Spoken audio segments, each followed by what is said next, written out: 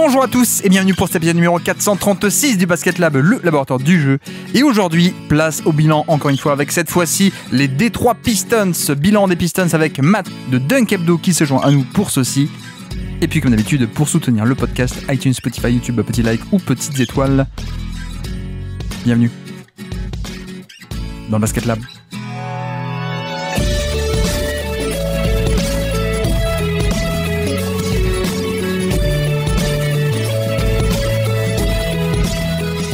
Et donc, on se retrouve aujourd'hui pour un nouveau bilan 2025 avec aujourd'hui les Détroit Pistons, avec quelqu'un qui est pas fan des Pistons, il est fan des Sixers, mais il aimait tellement Paul Reed qu'il a suivi bien sûr toute la saison des Pistons 2025. C'est Matt. Comment ça va, Matt ? Bah écoute, ça va très bien. Je suis ravi d'être là. Hein. Je pense que c'est un de mes formats préférés, le bilan des équipes, parce que je trouve que ça permet d'avoir un peu une capture de la saison. Puis moi qui aime beaucoup les stats, du coup ça permet, on parle un peu de tactique, on parle de stats, donc c'est vrai que c'est vraiment un format que j'aime bien. Bon, bah c'était le format parfait pour te recevoir pour une première fois alors, ouais. Pour le coup. Ça marche très bien. Alors Matt, que vous connaissez sans doute, Illmatic sur Twitter, par rapport à Nas, on en parlait un peu en antenne, hein, évidemment, l'album de Nas. Mais non, Matt aussi intervenant chez Dunk Hebdo, depuis peu, hein, depuis seulement 2025, enfin cette saison 2025 je veux dire, depuis un an. Et puis aussi tu as lancé, toi fan des Sixers, tu es aussi sur le podcast 76, c'est ça ? Oui, c'est ça, ouais, que j'ai lancé du coup avec Amine qui était anciennement chez Dunk Hebdo. Et oui. Ça faisait un moment en fait qu'on avait ça dans les papiers, on essayait de trouver un peu le temps et puis du coup on a même lancé ça en cours de saison, c'était même pas au début de la saison. Bon, c'est ce qu'on disait, on n'a pas choisi la meilleure saison, je pense, mais vu que par contre, ce qui est bien, c'est qu'avec les Sixers, il y a toujours des choses à raconter. Ah oui, ça c'est clair. Donc il y a un podcast, il y a aussi il y a une chaîne YouTube, il y a un Discord aussi, je crois, pour les Sixers. Ouais, c'est ça. Ouais. Alors on l'a pas lancé nous, il existait déjà avant, mais en tout cas, si vous êtes fan des Sixers ou même d'une autre franchise, vous êtes les bienvenus. On avait partagé le lien avec la chaîne YouTube. Bon, cela dit, fan des Sixers, peut-être on en parlera à un autre moment, mais tu es là puisque tu es sur Dunk Hebdo en tant qu'analyste généraliste depuis un an. C'est pas que l'amour de Paul Reed, on est d'accord ? Non. En plus, il y a aussi Tobias Harris. Bon, c'est pas trop de l'amour, oui, c'est mais vrai. Bon. Tu retrouves un amour déchu peut-être, je ne sais pas. Mais alors, question traditionnelle, avant qu'on parle un peu des Pistons. Nouvel invité, fan des Sixers, comment ça s'est fait ? Eh ben, alors c'est vraiment en plus bizarre entre guillemets. Je pense que pas mal de gens aussi, c'est via ça en fait, c'est jeux vidéo tout simplement. En fait, à la base, c'était mon cousin qui était fan de basket. Ouais. Et moi, j'ai pris les Sixers de Iverson. Ça s'est fait comme ça. J'avais pas d'équipe à ce moment-là et c'est comme ça que j'ai commencé à supporter. En plus, ce qui est bizarre, c'est que c'est pas vraiment la bonne période, mais du coup, j'ai suivi un peu tout le process, la draft de Joel Embiid, tout ça. Mais c'est vraiment via jeux vidéo et puis aussi c'était un cadeau d'anniversaire. J'ai eu le maillot d'Iverson. Voilà un peu comment ça s'est fait. D'accord. Donc vraiment période Iverson 2000, année 2000, mi-2000, c'est ça ? Bah c'était en 2011, mais on va dire que je l'ai un peu un peu vécu rétrospectivement, c'est via un jeu vidéo. Du coup je regardais un peu des highlights, ça s'est fait un peu comme ça. Ensuite j'ai suivi la NBA en 2011. Je m'étais dit que je supportais les Sixers, mais j'étais pas non plus encore vraiment à fond dedans, et ça s'est plus fait après quand il y a eu toute la période process. Puis après quand il y a eu Joel Embiid qui a un peu monté en puissance, Ben Simmons, tout ça. Et puis Dunk Hebdo, des podcasts sur toute l'actualité, toute l'année, sur tous les sujets. Le DH20 qui va venir aussi d'ici quelques semaines, qui sera un peu le dernier de Dunk Hebdo. C'est ça, ouais. Ouais, ce sera du coup vu que le projet Dunk Hebdo s'arrête, c'est ce qu'on disait en off. Ben l'a un peu annoncé, il y aura une suite avec Greg et Constant et moi-même. Mais en tout cas, alors peut-être qu'on reprendra le format parce que c'est un peu le but. On veut pas enlever l'identité non plus complètement Dunk Hebdo. Donc peut-être qu'on gardera le DH20 qui portera forcément un autre nom. Mais en tout cas, sous l'itération Dunk Hebdo, ce sera effectivement le dernier. Ouais. Donc voilà, Matt, analyste généraliste qu'on reçoit enfin sur le podcast, ça me fait plaisir que tu sois là. Je réexplique le format. Aujourd'hui, le programme, les bilans 2025. Aujourd'hui, celui des Détroit Pistons. Donc, comme d'habitude, On parle de la saison des Pistons en long, en large, en travers, à travers notre format des 10 stats de la saison. Et donc, c'est soit on fait remonter des stats à la surface qui sont intéressantes en elles-mêmes, soit sinon, les stats sont aussi un prétexte pour aborder plein de petits sujets à droite à gauche. Et donc, au final, vous avez compris, pêle-mêle, à peu près 10 petits sujets sur les Pistons aujourd'hui. Si tu connais ce format, si tu es prêt, Matt, je peux te lancer. Quelle est donc ta première stat du jour à nous présenter pour ces Détroit Pistons 2025 ? Ouais, alors ma première stat, c'est 119,4. Ouais. Et en fait, c'est le defensive rating des Pistons depuis le 1er janvier 2025. Alors, là, dit comme ça, on se dit ça correspond à pas grand-chose, mais en fait, c'est le 4e de NBA. Et en fait, j'ai pris cette stat parce que je trouve que c'est un peu ce qui résume, on va dire, la performance de Détroit et pourquoi, en fait, ils se sont qualifiés en play-off. Ça faisait un moment déjà qu'ils s'étaient pas qualifiés. Et je trouve que ce qui m'a un peu marqué dans leur saison, d'un point de vue visuel et qui se traduit par cette stat, c'est en fait on a affaire à une très bonne équipe défensive, et surtout depuis le 1er janvier, on peut même dire qu'ils sont élites vu qu'ils sont top 5 de NBA.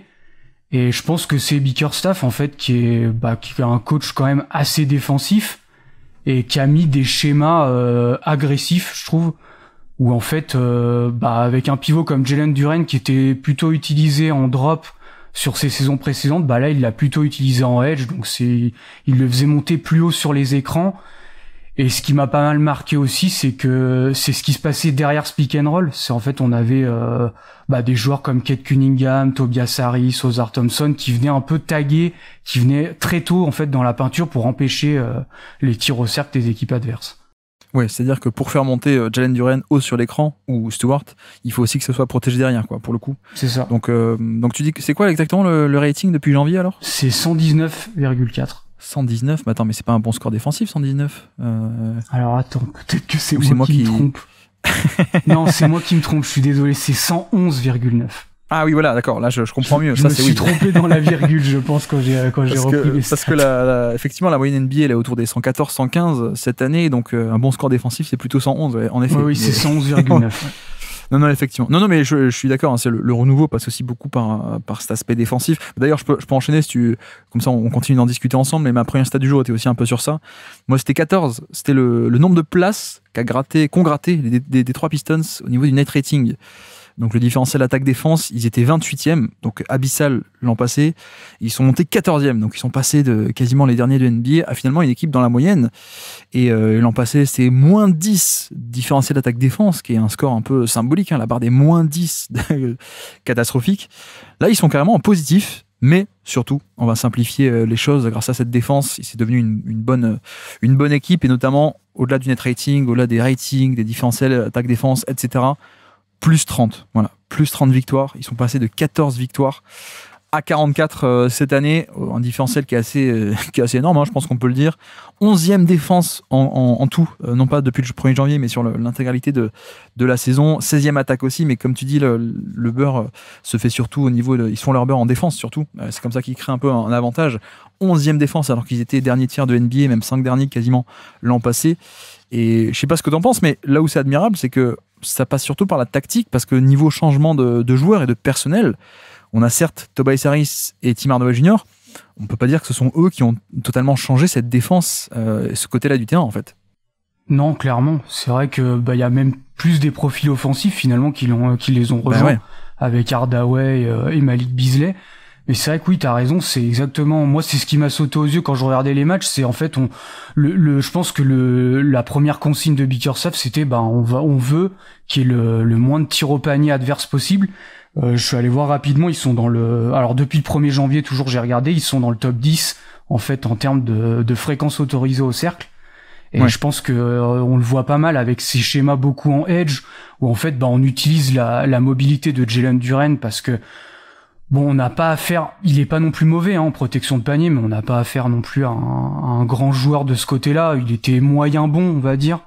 Ouais. Donc je pense que c'est pour ça il s'est dit autant l'utiliser un peu plus haut, et puis on va faire confiance un peu, puisque au final Détroit est quand même assez grand en termes de taille, Et même Cade Cunningham, je l'ai trouvé bon dans le rôle un peu du lawman. Alors, il n'était pas utilisé exclusivement là-dedans, mais dans certains matchs, j'ai trouvé qu'il était plutôt bon en fait en protection cercle, tout simplement. Même si il a pas une verticalité folle, juste le fait déjà qu'il soit grand, ça gênait l'adversaire. Disons que en effet, il y a un peu un aspect où Bickerstaff, j'ai un peu envie de dire Bickerstaff le bâtisseur, quoi. Parce qu'autant c'est pas le c'est pas le coach d'élite en termes de les tout derniers levels, le scientifique de la tactique, la créativité tactique, adaptabilité en playoff, voilà, il fait pas toujours les bons choix, le bon play call, etc. Et des limites qu'on a vues pour les plus hauts niveaux des playoffs. Par contre, c'est un mec où t'as l'impression que, voilà, j'ai presque l'impression que c'est la 3e fois qu'il prend une équipe qui est pas très bonne et qu'il en fait une équipe qui est pas mal du tout, quoi. Memphis, il avait déjà un peu commencé à resserrer un peu les vis à Memphis et à faire progresser des jeunes, ok. Intérim pas intérim d'ailleurs, je sais plus, mais au Cavs il arrive et puis un peu pareil, hein, il en fait d'une équipe qui était pas forte, il en fait une équipe qui est quand même assez bonne, qui avait des limites à cause de lui, mais tout de même. Et puis là, rebelote du côté de Détroit où en fait globalement j'ai un peu l'impression que c'est vraiment on resserre les vis. Il n'y a pas de changement de personnel, il n'y a pas de, tu dis un Beasley, Tobias Harris et Tim Hardaway, c'est pas eux qui te font d'un coup une défense qui était abyssale et qui devient bonne, quoi. C'est pas du tout ça le propos, c'est on a resserré les vis, on est passé, comme tu dis, on réduit le nombre de tirs au panier, ce qui fait que tu as un avantage de rentabilité en fait, hein. Si le tir au panier étant l'aspect le plus rentable du basket, si tu en autorises très peu de ces tirs-là, déjà c'est un progrès par rapport à avant. Donc la fréquence de tir au panier, premier vis qui a été resserré. Pas que la fréquence, puisque l'efficacité aussi est bien meilleure, l'efficacité défensive au panier. Donc ça c'est cool. Plus le fait de plutôt bien protéger le rebond. Donc pas trop de rebond offensif pour l'adversaire. Ils sont top 10 je crois. Donc voilà, pas trop de seconde chance pour l'adversaire. Plus aussi un aspect défensif où il crée pas mal de turnover. Ce qui n'était pas le cas l'an passé. Mais on a affaire à une défense qui, comme tu dis, est assez agressive et qui arrive à provoquer des pertes de balles adverses. De 24e, ils sont passés 12e cette saison, donc c'est bien. Et puis dernier aspect où on a bien resserré les vis, et juste, hein, c'est très basique, hein, c'est du coaching de base, j'ai l'impression, mais tout de même, c'est la contre-attaque. Contre-attaque où ils étaient 20e, ils sont montés 10e à peine en fréquence de contre-attaque autorisée. Donc voilà, c'est vraiment, on revient sur les bases, on resserre les boulons, et ça a marché. Après, je sais pas ce que tu en penses, mais je trouve tout de même qu'avec cet effectif, il y a des limites et un plafond à quel point tu peux être un bon effectif défensif. Donc, le potentiel maximum de cet effectif en l'état est pas hyper haut, mais en attendant, j'ai l'impression que Bickerstaff a tiré vraiment et a maximisé, a tiré le meilleur de ce qu'il pouvait faire, en fait. Une optimisation défensive qui est parfaite par rapport aux outils qu'il avait en place. Oui, clairement, c'est vrai que il y a quand même quelques profils défensifs, mais c'est plutôt des jeunes joueurs avec Thompson, les joueurs comme ça. Mais c'est vrai qu'on n'a pas de protecteur de cercle d'élite non plus. On n'a pas non plus, à part Osar Thompson, j'ai pas non plus, tu vois, on n'a pas des Dyson Daniels, des défenseurs de périmètre qu'on peut faire jouer avec un gros temps de jeu, j'ai envie de dire. Ouais. Parce que c'est peut-être le problème d'Osar Thompson, peut-être on en reviendra si on parle de lui un peu plus tard, mais bon, c'est un joueur qui est un peu gadget entre guillemets, c'est pas le joueur que en play-off tu pourras faire jouer 30-35 minutes parce que il y a des limites malgré tout offensives, et c'est vrai qu'ils ont comme tu dis, je pense qu'il a réussi un peu à optimiser cette équipe de par leur grande taille et puis de par des schémas en fait agressifs.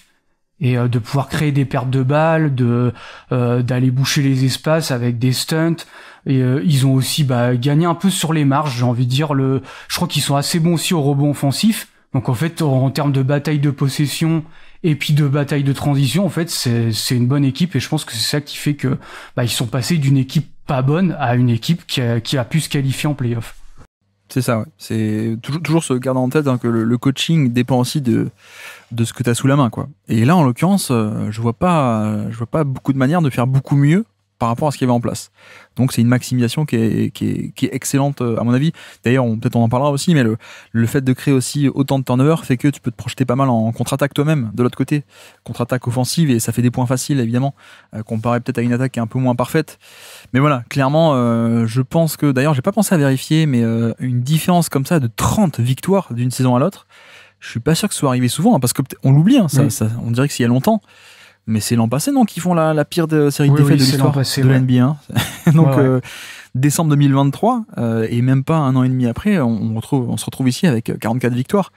c'est quand même assez admirable en termes de coaching. Et plus que le coaching, il y a aussi en parallèle la progression des jeunes. On va dire que les deux sont allés main dans la main, quoi. Mais une telle progression sans pourtant un bouleversement d'effectifs à ce point conséquent, je trouve que c'est peut-être le premier point à aborder et à évoquer quand on fait le bilan de cette équipe. Finalement, une saison qui n'est pas parfaite, mais assez admirable et assez agréable quand on connaît un peu le passif de nos pauvres fans des Pistons, quoi. Qui, depuis 15 ans, il y avait eu quoi ? Il y avait eu une ou deux saisons au-dessus des 40 victoires, une ou deux saisons positives, je dirais, il y a 2016. Avec Jackson et tout, ils font les playoffs, premier tour. Il y a 2019 avec Blake Griffin et encore il est blessé en playoffs, Griffin. Mais depuis 15 ans, voilà, c'est la 3e saison en 15 ans, au moins plus de 15 ans où ils sont en positif, quoi. Voilà, c'est déjà un bon bilan et depuis 15 ans, c'est pas comme, on commence pas toujours comme ça, quoi. Donc c'est déjà une victoire en soi.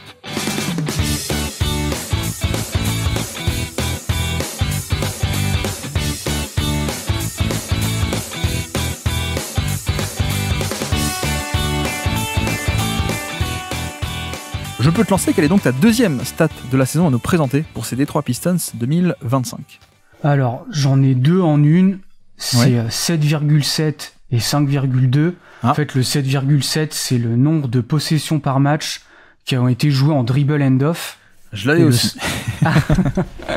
Et le 5.2, c'est pareil, c'est le nombre de possessions par match jouées en off-screen, donc en sortie d'écran. Donc, pour dire, le dribble end-off, c'est en fait, ils sont 3e de NBA, et le off-screen, ils sont 6e. Et en fait, comparé à l'an dernier, où respectivement, en end-off, ils étaient 15e, et en off-screen, 16e, en fait, je trouve qu'il y a eu on le voit, je trouve, visuellement, en fait, ce changement, où, pareil, je trouve que rien de révolutionnaire de la part de Bickerstaff, mais en fait, il a utilisé un peu plus de mouvement, dans son attaque. Et je trouve notamment avec Cade Cunningham qui a été beaucoup plus utilisé en mouvement parce que bon, peut-être on reviendra aussi sur son cas plus tard, mais c'est pas un joueur qui a le premier pas le plus rapide. Donc je pense Bickerstaff a essayé de le mettre plus en mouvement pour un peu exploiter son passing. Et puis il y a aussi, je pense, les recrues comme Malik Beasley, Tim Hardaway Jr. qui sont en fait des très bons shooters. Et moi, je me souviens de plein de matchs où ils ont utilisé des sets un peu, des floppy sets, ce genre de choses, de système en sortie d'écran, de Spain pick and roll, où en fait, on a eu, je pense pour la première fois depuis qu'ils ont drafté Cade Cunningham, on s'est retrouvé avec un bon spacing. Mais ce que j'ai bien aimé, c'est qu'on n'a pas juste utilisé les shooters statiquement, on a essayé aussi de les utiliser en mouvement. Et ce qui fait que du coup, on a eu une attaque plutôt sympa à regarder, comme j'ai dit. Rien de transcendant non plus. Je veux dire, c'est pas, on n'était pas sur, par exemple, les Warriors qui révolutionnaient la NBA à l'époque. Vraiment, on des choses un peu simples, mais qui ont marché, en fait, tout au long de cette saison. Ouais. Mais d'ailleurs, on parle du dribble end-off, c'est le jeu de main à main. Jeu de main à main où c'est un mec qui a la balle et quelqu'un vient la chercher. Donc c'est un jeu à deux, mais c'est pas un pick and roll où c'est le petit qui dribble et qui va autour de l'écran. Là, c'est un peu le gros qui a la balle et qui la donne. Et ce jeu de main à main, on pense directement à des Beasley ou à des Tim Hardaway Jr. Qui font un peu monter ce total, hein, comme tu dis. Mais pas que. Parce que en effet, tu vois, Cade est premier de NBA en termes de dribble end-off par match. Premier de toute la NBA avec quasiment 3 par match. Donc faut pas penser que le dribble end-off c'est que pour des petits shooters en sortie d'écran, quoi. Il y a aussi cet aspect de mettre un peu en mouvement ce Cade, l'aider un peu à créer ce décalage de base, lui qui, comme tu dis, n'a pas forcément une vivacité qui est si grande que ça de base, donc ça a marché. Et en fait on a une attaque, moi aussi, genre je peux lier aussi ma deuxième stat qui était sur l'attaque, moi c'est 19. C'est l'attaque de demi-terrain, finalement. L'attaque de demi-terrain de ces Pistons qui est quand même moins bonne que la défense. On a commencé en faisant les louanges de la défense et du niveau défensif, les schémas, etc. L'attaque est peut-être encore un peu, je vais pas dire déficitaire, mais on est un peu en dessous de la moyenne pour le coup. Surtout donc au niveau du demi-terrain où au global ils sont 16e. Au demi-terrain, je plaçais à peine 19e attaque de demi-terrain. Et en fait, on a aussi une attaque qui est assez... je vais pas dire caricatural, mais je te rejoins sur ton terme de assez simple finalement, où on a beaucoup de pick and roll, Cade Cunningham, héliocentrique, ou de l'autre côté, un peu plus tout ce qui est jeu, sortie d'écran, dribble end-off, des petits shooters à la Malik Beasley et Tim Hardaway Jr. Et au final, c'est simple, mais ça, tu es parvenu, grosso modo, à construire une attaque assez potable là-dessus, quoi. Oui, c'est ça. Je pense que il y a eu énormément aussi de pick and roll avec un corner vide, de pistol action où c'est pareil, si on a un corner vide et Et Kate Cunningham arrive lancé. En fait, il a essayé de trouver un peu des trucs et astuces, j'ai envie de dire, pour rendre cette attaque juste assez bonne. Et comme on l'a dit tout à l'heure, avec leur défense qui était top 5 à partir du 1er janvier, juste le fait d'être moyen en attaque et d'être élite en défense, ça a permis en fait de bien te classer au global. Mais c'est vrai que de là où il venait, où en fait on se rendait bien compte, Kate Cunningham, il y avait quand même des difficultés un peu à rendre cette attaque viable, parce que déjà il y avait un spacing qui était pas bon, et puis lui, je pense que on est un petit peu déçu entre guillemets, parce que on s'attendait à un grand porteur de balle qui créait des décalages un peu comme il veut, mais on se rend bien compte des difficultés de Cade, et en fait je pense que Bickerstaff s'est dit je vais essayer de trouver un peu des systèmes pour lui simplifier la vie, soit de le mettre en mouvement ou de lui créer un peu plus d'espace, et comme ça on pourra exploiter tout son playmaking, puisque si on n'arrive pas à créer de décalage via son scoring, il va bien falloir trouver des solutions. Après, en effet, l'attaque de jeu posé, elle est que 19, quoi. Donc déjà, on peut le verre à moitié plein, c'est de dire, c'est bien, ils vont gratter des points faciles en transition. Le verre à moitié vide, c'est de se dire, ah mince, l'offensive rating global, faut pas penser que, le vrai niveau sur jeu placé est peut-être un peu légèrement moins que ça, quoi, que l'offensive rating global. Mais non, je voulais aussi parler de ça par rapport à un autre point. Tu disais que le spacing était le meilleur depuis quelques années. Je suis d'accord, mais je pense qu'on n'est pas encore à un niveau de spacing peut-être pas encore satisfaisant, à mon avis, mais que aussi, tu vois, 36% d'efficacité à 3 points. Bon, à la limite, ça, d'accord, on est au niveau de la moyenne parce que t'as pas trop de shooters, mais surtout, moi, c'est le volume, en fait. Le volume est peut-être d'autant plus, autant, si ce n'est plus, significatif que l'efficacité à 3 points de l'équipe. C'est-à-dire qu'ils sont 22e en termes de fréquence à 3 points, et même en termes de catch and shoot par match, ils sont 8e pire, carrément. Enfin, du coup, c'est pareil, 22, 23 à peu près. Mais au niveau des catch and shoot, donc il n'y en a pas des tonnes. Et les équipes qui en ont moins, parfois, c'est un peu des équipes un peu de tanking ou un peu nulles, quoi. Donc je pense qu'il y a un peu ce manque à gagner, mais qui est aussi lié à qu'est-ce que tu as sur le terrain. C'est-à-dire que Cade, quand il a la balle, bon, tant mieux, il a la balle, il participe pas au spacing, mais c'est vrai que quand il l'a pas, c'est pas un shooter à haut volume à 3 points non plus. Il peut, mais c'est pas à haut volume. Tobias Harris aussi, d'ailleurs, il peut shooter à 3 points à peu près dans la moyenne, comme d'habitude, mais pas à haut volume. Je trouve que Jaden Ivey aussi, qui s'est blessé, mais qui est un peu dans ce profil-là de je peux en tenter, mais pas au volume. Bon, Malik Beasley, d'accord. Hardaway Jr., ok. Oscar Thompson, c'est plutôt un non-shooter. Dennis Schroeder, je vais pas dire non-shooter, mais encore dans la catégorie capable, mais petit volume. Et puis la question des pivots aussi. Stewart en prend, mais pas efficace cette année, on en parlera peut-être, et Jalen Duren n'en prend pas. Donc au final, t'as un peu ce mélange où la rotation principale, bon, et Fontecchio aussi, Fontecchio est pas mal, mais il fait pas tant que ça de non satisfaisant en termes d'efficacité, et surtout de volume à 3 points pour les tenter, pour faire en sorte que les mecs ne t'abandonnent pas, ou alors s'ils t'abandonnent, de pouvoir les punir. C'est pas trop le cas, et c'est en ça que je trouve que ce manque de spacing également affecte un peu les résultats de l'équipe et de sa manière de jouer. Et je parle du fait que, en effet, les Pistons sont un peu en mode héliocentrique autour de Cade. Beaucoup de pick and roll, il a beaucoup de ballons, beaucoup de responsabilités, etc. Mais en attendant, c'est aussi, pour illustrer ce côté un peu héliocentrique, c'est quand même la 5e pire équipe de NBA en nombre de passes par match. Et je parle pas de passes décisives, je parle juste des passes qui sont faites pendant un match. Tout type de passes. 5e pire, donc la balle bouge peu, mais c'est la caractéristique des systèmes un peu héliocentriques. Donc il y a pas de problème non plus. C'est pas catastrophique. 5e pire aussi en termes de secondary assist. Tu sais, les hockey assist, la passe avant l'assist, on va dire. Ils sont aussi 5e pire de NBA, pour dire à quel point aussi, voilà, dans ce système où on a le créateur et le finisseur, et ça bouge pas des tonnes. Et le problème, c'est que quand tu fais ce style de jeu, il faut que tu aies un bon spacing pour pouvoir développer ce pick and roll, et ça n'a pas tout le temps été le cas. Je sais pas ce que tu en penses. Oui, je suis d'accord. C'est vrai que je l'avais aussi noté que en fait, je pense qu'on partait tellement loin que le spacing était tellement pas bon que le fait d'avoir quand même quelques shooters un peu plus volontaires, comme tu as dit, je suis d'accord. Tobias Harris, moi je connais bien avec les Sixers, mais on n'a pas non plus à faire un excellent spacer. Il en prend, mais en termes de volume, c'est pas beaucoup.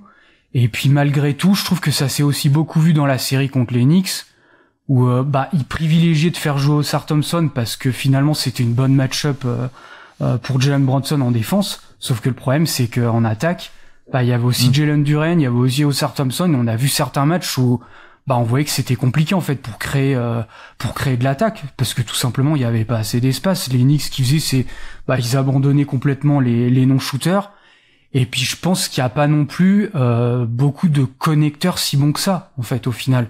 Il y a autour de Cade, il y a des bons finisseurs, mais les Malik Beasley, Tim Hardaway Jr., Oscar Thompson, tout ça, c'est pas non plus des excellents connecteurs. On a peut-être Jalen Duren qui est, lui, je trouve, qui est bon, qui arrive à faire les bonnes lectures, mais à part lui, finalement, c'est tout.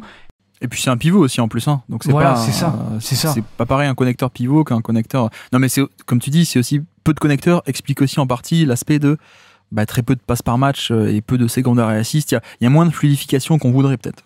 C'est ça, ouais, exactement. Et puis Jaden Ivey qui aurait peut-être pu avoir ce rôle-là finalement s'est blessé assez tôt dans la saison. Ouais. Donc au final, on a en fait, j'ai l'impression aussi ils se sont retrouvés avec Cade. Peut-être qu'il y avait un plan pour avoir les deux en créateur. Alors soit les deux ensemble et puis quand l'un est sur le banc, c'est l'autre qui prend le relais. Mais là, du coup, c'est vrai qu'avec la blessure de Ivey, finalement, on n'avait pas vraiment d'autres playmakers à part Cade Cunningham. Même Tobias, hein, je veux dire, moi j'aime bien ce qu'il apporte, on en parlera peut-être, mais c'est pas le mec le plus, c'est pas DiVincenzo quoi, hein, c'est pas, il va pas créer des opportunités de par son mouvement, ses cuts, même les attaquer en sortie de dribble, etc. Enfin voilà. Donc, mais là encore, hein, je pense que c'est peut-être l'étape d'après, c'est que pour l'instant on a encore une attaque qui est en dessous de la moyenne, notamment sur jeu placé. Mais c'est peut-être pas qu'une affaire de style ou de pick and roll et ça marche pas, c'est peut-être que ce pick and roll mériterait d'être vu dans un meilleur spacing en fait. Un meilleur spacing et comme tu dis, le mouvement parce que les connecteurs c'est bien et l'animation en fait ça fait partie du spacing, hein, à quel point ça bouge sur le terrain. Donc voilà, c'est aussi à garder en tête et tu vois, quand je regarde et je vois qu'ils sont 10e plus grande fréquence de tirs pris sur pick and roll par le porteur de balle, donc pick and roll, ball handler, ils prennent le 10e plus haut nombre de tirs par match. Par contre, ils sont que 51e centile d'efficacité, donc à peine dans la moyenne, donc pas hyper efficace alors qu'ils en prennent plein. Et de l'autre côté, donc ils font beaucoup de pick and roll, mais la fréquence de fois où le ballon arrive au rollman, là, on est quasiment 25, on est carrément 25 sur 30 en NBA. Donc il y a un peu ce décalage pour moi qui s'explique par le manque de spacing parce que les pick and roll sont là, sauf que quand t'as pas deux bons shooters dans le côté faible, qu'est-ce que font les mecs? Ils coulissent à l'intérieur. Et donc le fameux Jalen Duren qui va plonger au panier sur un lay-oop ou sur un catch and finish facile, c'est pas souvent disponible. Donc nombre de rolls par match, rollman assez bas, 25 sur 30. Parce que la défense s'ajuste et que tu peux pas punir quoi. Donc je trouve que cette différence entre le nombre de tirs par le porteur de balle et le nombre de tirs par le poseur d'écran sur pick and roll illustre assez bien aussi ce qui est encore pour l'instant la limite des Pistons, le spacing pour bien et mieux dérouler ces pick and roll en fait. Oui, clairement, c'est vrai que moi j'ai vraiment cette image des playoffs où c'est vrai qu'on n'avait pas Jalen Duren du coup qui faisait du roll jusqu'au cercle, mais qui était contraint en fait de faire des short rolls puisqu'il avait directement un joueur adverse qui venait le rencontrer en fait au milieu. Et du coup, soit t'avais Oscar Thompson qui faisait un cut au panier, ou alors tu te retrouvais des fois un peu dans des où t'avais plus vraiment de solution, puisque effectivement ton spacing était pas assez bon. Et quand tu veux utiliser Oscar Thompson en poseur d'écran, il faut que tu aies du spacing ailleurs, quoi. C'est ça. Quand il y a Jalen Duren, tu peux pas utiliser complètement. La manière de compenser son manque de spacing, c'est de le faire rouler au panier, mais tu peux pas faire rouler au panier deux à la fois, quoi. Enfin, tu peux, mais mais ça va pas marcher, quoi. Donc en effet, et d'ailleurs. Tu vois, attaque un peu en dessous de la moyenne, j'ai regardé, finalement, il n'y a que 3 joueurs dans la rotation, on va dire, principale, gros minutage et bon rôle. Il n'y en a que 3 qui sont au-dessus de la moyenne en termes d'efficacité au scoring individuel. Il y a Jalen Duren, mais qui fait que des dunks, d'accord. Il y a Stewart aussi, qui est efficace cette année. Donc voilà. Et puis, on a aussi Malik Beasley.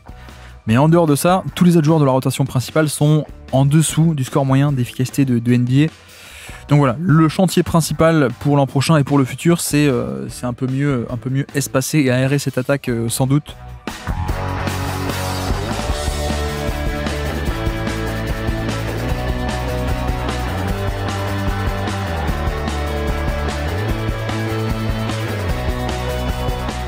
Et donc je peux te lancer, quelle est ta 3e stat du jour à nous présenter pour ces Pistons 2025 ? Alors ça va rejoindre un peu ce qu'on parlait sur les pick and roll, tout ça. En fait, c'est 0,92 points par possession. Et en fait, j'ai cumulé les 3 stats de création, c'est-à-dire pick and roll, ball handler, post-up et isolation. Et en fait, c'est le point par possession de Cade Cunningham si on cumule ces trois play types de création. Donc l'efficacité sur de la création pure, en fait. Voilà, et pour dire, c'est dans le 54e centile. Donc on est au niveau à peu près moyen de NBA moyen, un plus, mais plutôt au niveau moyen, quoi. Et sur combien de joueurs à haut volume tu as ça Alors j'ai comptabilisé une centaine de joueurs à peu près. D'accord, ok. Et pour donner par exemple un ordre d'idée, on a Jalen Green qui a à peu près le même score, qui a 0,9, Tyler Hero, Franz Wagner qui se rejoignent un peu dans ces scores-là. Et le premier de NBA, c'est SGA avec 1,10. Donc pour noter un peu le gap entre ces joueurs-là. Et c'est un peu ce que t'as dit, en fait. Par contre, il a un volume qui est énorme. Il est 6e de NBA en termes de volume. Mais par contre, l'efficacité, elle est pas encore là. Même si je trouve qu'il y a quand même eu des progrès de sa part, de Cade Cunningham, sur le pull-up à 3 points, sur tout ce qui est mi-distance, short mi-distance, où il a fait une bonne saison. Mais je pense que le dernier step qui lui manque, alors il y a le spacing, je pense aussi, qui joue peut-être un peu, qui est pas encore parfait, mais je pense que c'est en fait son efficacité au cercle qui est... Alors j'ai pas les stats sous les yeux, mais je sais qu'il est au même niveau que les autres saisons.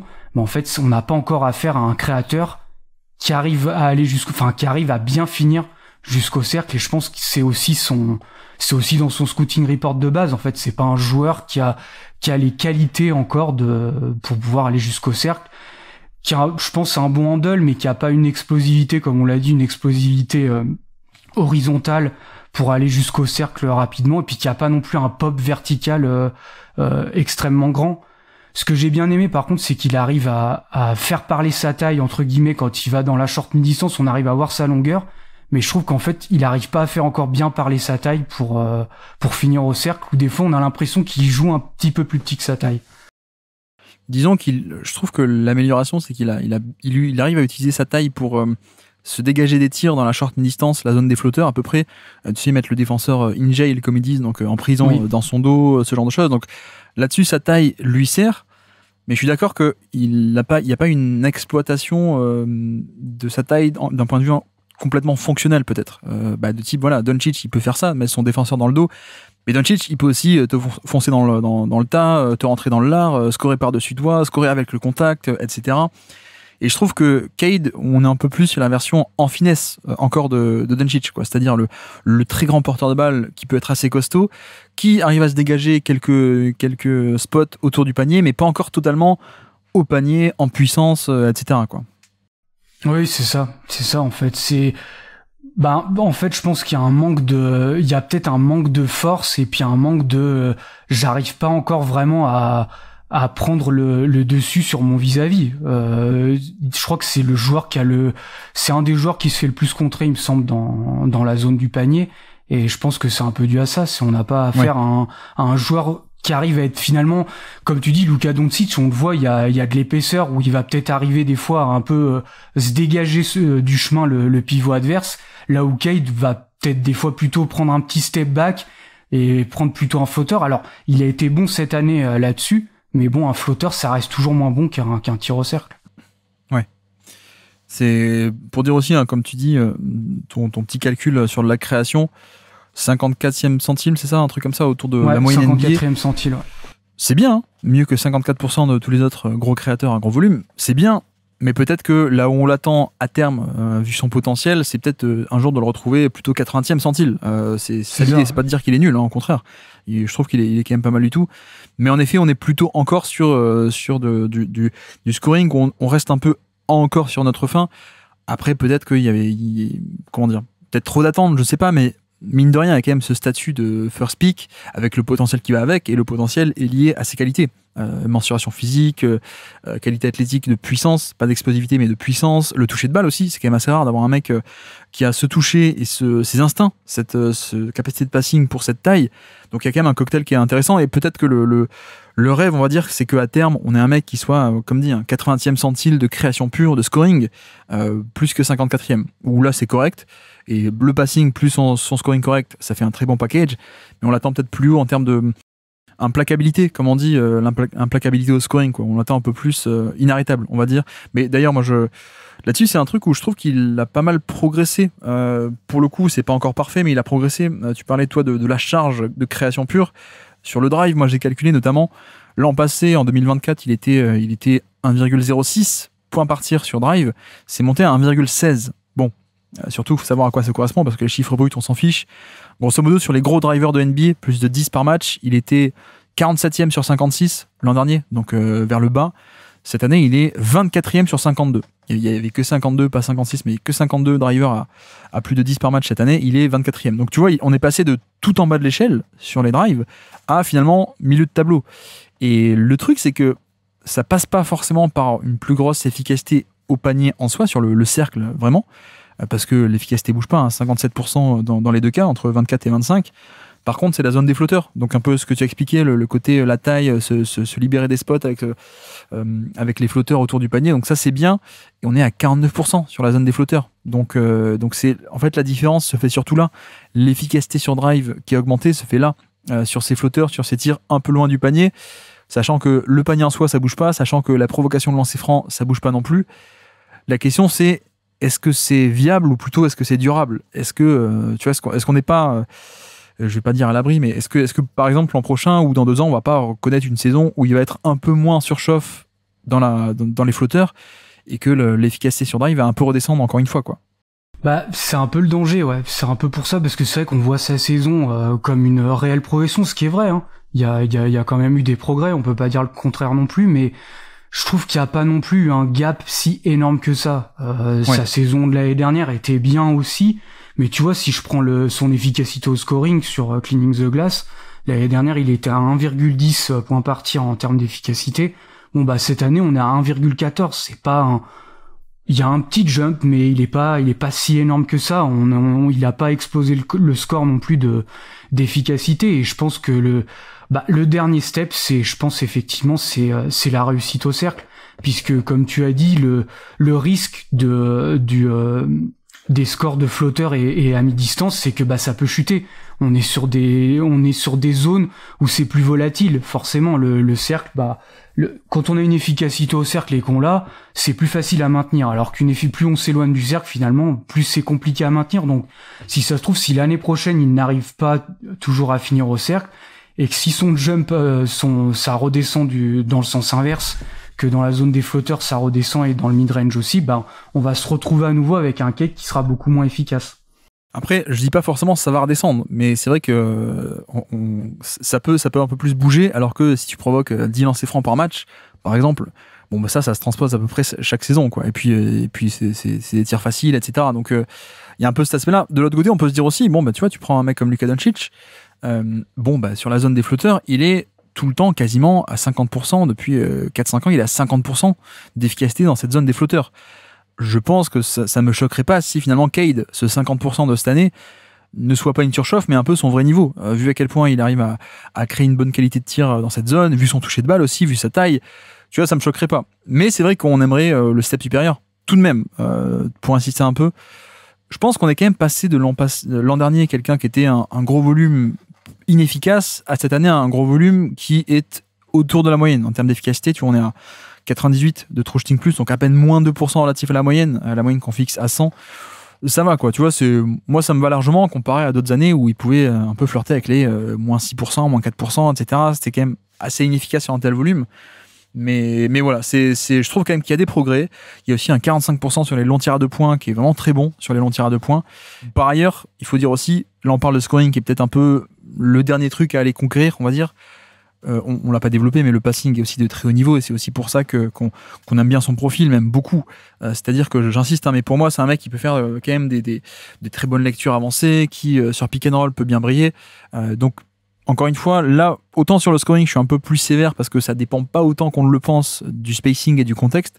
Autant sur le passing, je pense qu'on peut encore débloquer quelques niveaux supplémentaires, et que voilà, si tu le mets dans un bon spacing avec ce pick and roll, ça peut tout changer. On pourrait voir encore plus de création, et c'est de toute façon déjà quelqu'un qui est un peu le dépositaire du jeu des Pistons. Donc il y a quand même aussi beaucoup de positifs, mine de rien, même si je te rejoins sur l'aspect de on n'est pas encore dans la catégorie chapouin des stars NBA, quoi. C'est un peu l'idée.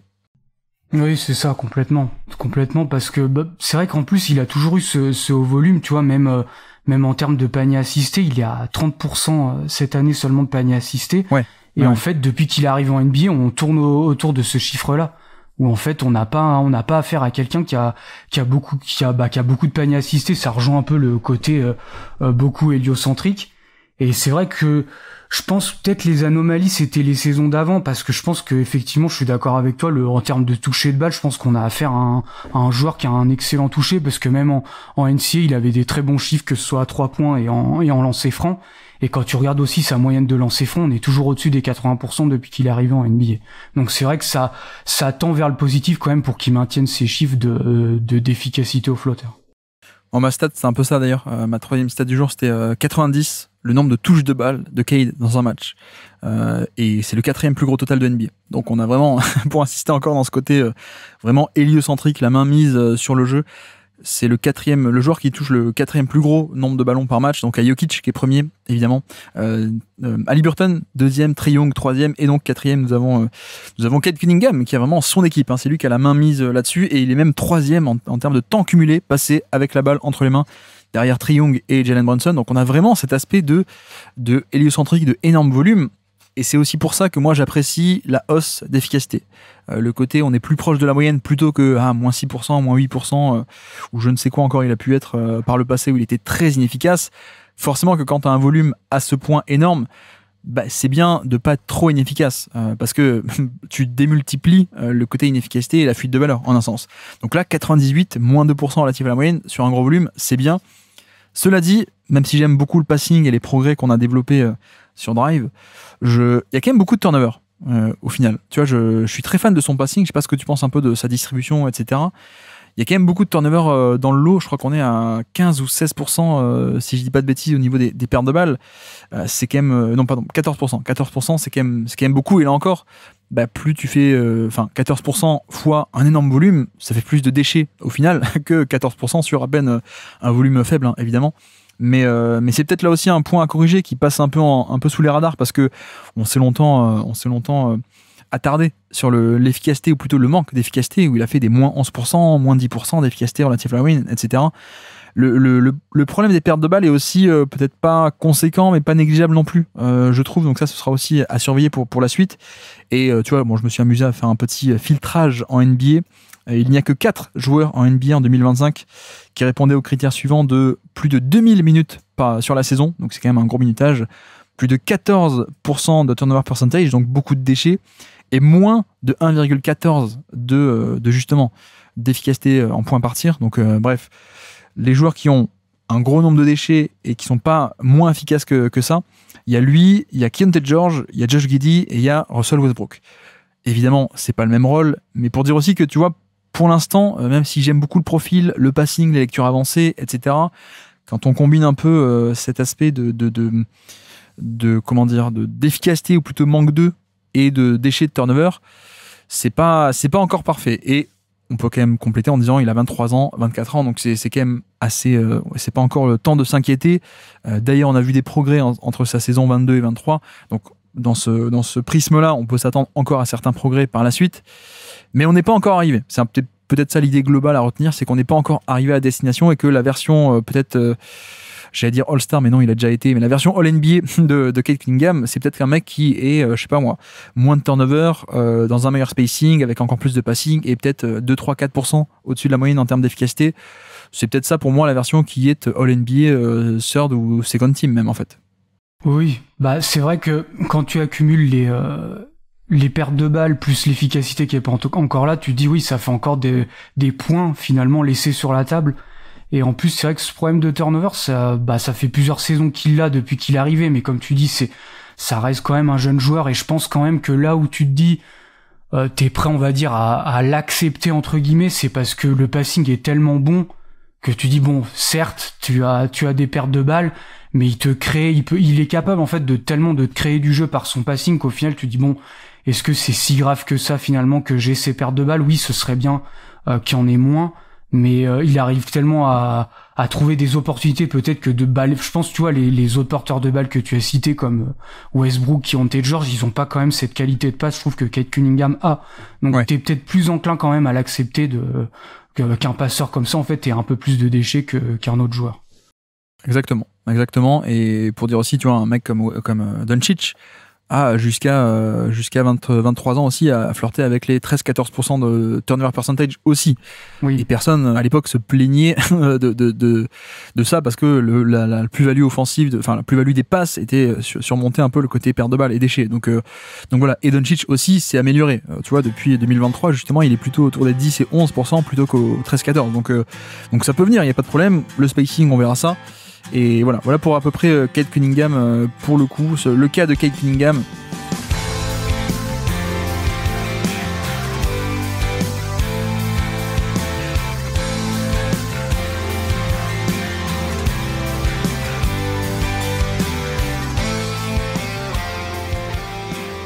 Je peux donc te lancer, quelle est ta 4e stat du jour à nous présenter pour ces Pistons 2025? Alors, ma 4e stat, c'est un filtrage du coup que j'ai fait. Ouais. Alors, c'est plus de 1500 minutes jouées, un assist par usage de plus de 0,8 et un point par tir supérieur à 1,3. Et en fait, on arrive à 3 joueurs quand on fait ce filtrage-là. C'est Domantas Sabonis, Nikola Jokic et Jalen Duren.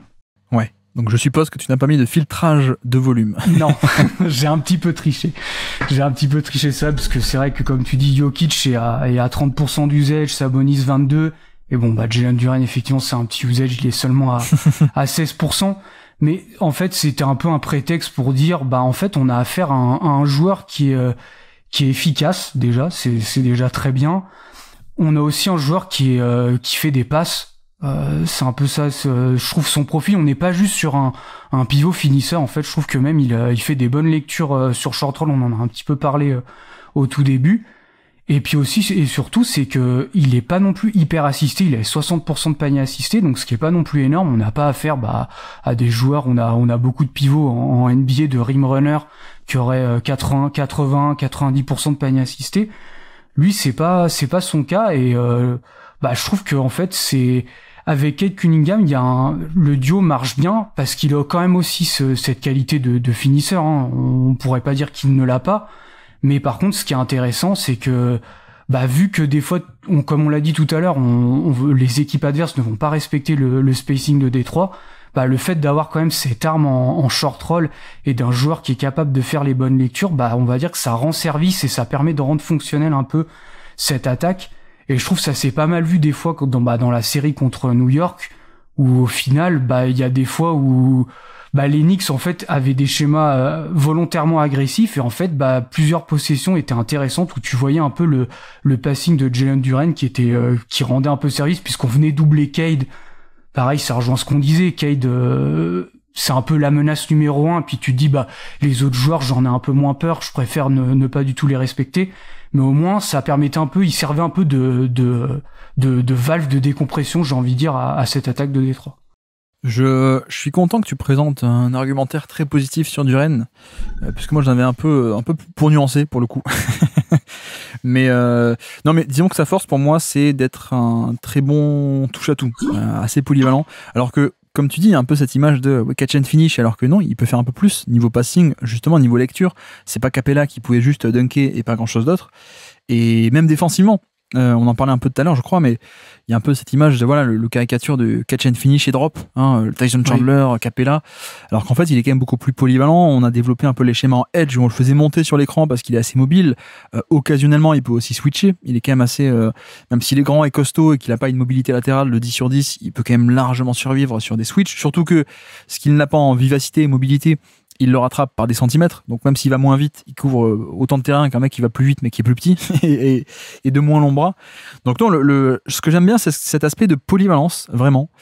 Ce qui me dérange un peu plus, c'est, je trouve qu'il n'y a aucun domaine où il est un peu génial, entre guillemets, tu vois. Et oui, pour être un peu l'avocat du diable, j'aime bien son passing, et en effet, il y a des passes en short roll, donc l'extra passe en sortie du pick and roll, s'il y a trop de pression sur le porteur de balle, il peut récupérer la balle et ensuite l'amener vers un shooter ou un dunker, d'accord. Si je te présente un peu l'argumentaire suivant, notre ami Isaiah Stewart aussi a un saut assez conséquent de à quel point il fait des passes en plus par rapport à l'an passé. Donc je crois que Stewart est monté carrément à 0,9 de assist par usage, donc assist percentage divisé par usage percentage, à quel point tu fais des passes par rapport à ton nombre de ballons. Donc tu vois, par rapport à ça, je me dis à quel point c'est pas juste un peu, on en a parlé tout à l'heure, le fait de faire des jeux de main à main, des dribble and off, où c'est ce qu'on appelle un peu des assists un peu plus faciles, où techniquement dans le box score il y a une assist pour Stewart ou pour Jalen Duren parfois, alors que pour le coup ils font pas grand chose de très complexe, si ce n'est avoir la balle, la donner à Malik Beasley ou à Kate Cunningham qui arrive, et juste ensuite le mec, c'est lui qui fait l'action et qui crée un peu, quoi. Mais tu vois, de ce point de vue-là, on a par exemple un Stewart qui est catastrophique sur la passe depuis 5 ans, enfin les 4 premières saisons en NBA, 0,4, 0,5, 0,4, 0,5. C'est des scores assez faméliques en termes de ratio de playmaking, et d'un coup, ça monte quasiment à 1 de ratio.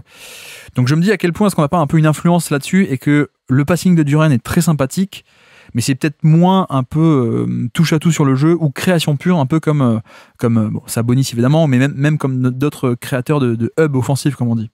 Oui, non, mais je te rejoins, on n'est pas sur les niveaux des joueurs que je viens d'énoncer, même si je prends l'exemple de peut-être un des meilleurs sur short roll qui est Hartenstein. Pour moi, on est très clairement loin de ce niveau-là. Mais ouais, je pense que oui, c'est un peu le fait, comme tu dis, de cette attaque un peu centrée sur du dribble and off, comme on l'a évoqué dans la première stat.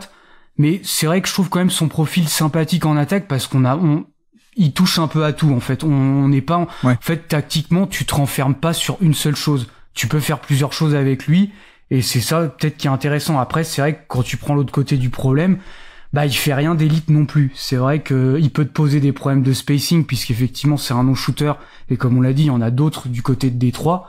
Et puis il fait aussi un peu de post-up, mais c'est pas non plus là-dessus qu'il va briller. Enfin, en fait, c'est vrai qu'on n'a pas une qualité qui nous vient en tête en disant Jalen Duren est excellent là-dessus. On a plus à affaire à un joueur qui est polyvalent en attaque, qui peut faire plein de choses, mais qui fera rien non plus d'élite. Et tu vois, il fait rien d'élite, mais il joue pas non plus beaucoup. Il y a ça aussi qui me... Oui, pas que ça me dérange, mais en tout cas, par rapport à cette image de c'est le pivot de 21 ans des Pistons, le pivot du futur. Alors peut-être ce sera le pivot du futur, en effet. Mais pour l'instant, il y a un peu une rotation un peu à deux, quoi, et presque égalitaire entre Stewart et Duren. Il est à 26 minutes par match. C'est pas très grave, il a que 21 ans, voilà. Mais je veux dire, on n'est pas encore au point où tu te dis c'est un des meilleurs jeunes pivots de NBA, déjà titulaire installé et tout. Je trouve que ce minutage reflète aussi le fait que il est polyvalent, mais il a aussi certaines limites. Et tu vois, je pense que le fait qu'il soit utilisé beaucoup en edge défensivement, c'est ma stat que j'avais sur lui. Hein. Moi, j'avais moins 1,3. Moins 1,3, c'est la perte d'efficacité qu'il inflige au panier aux adversaires.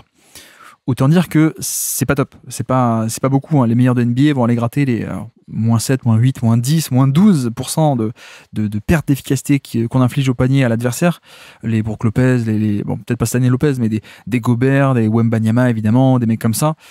Finalement, tu vois, Duren, quand il défend le panier, c'est assez neutre. Alors qu'il a des bons atouts physiques de puissance, de longueur de bras, de taille, mais quand il est au panier, il n'y a pas trop cet aspect de protection de panier, quoi. Donc, en un sens, je pense que on peut le voir le verre à moitié plein de oui, il est utilisé en edge pour sa polyvalence, et c'est vrai.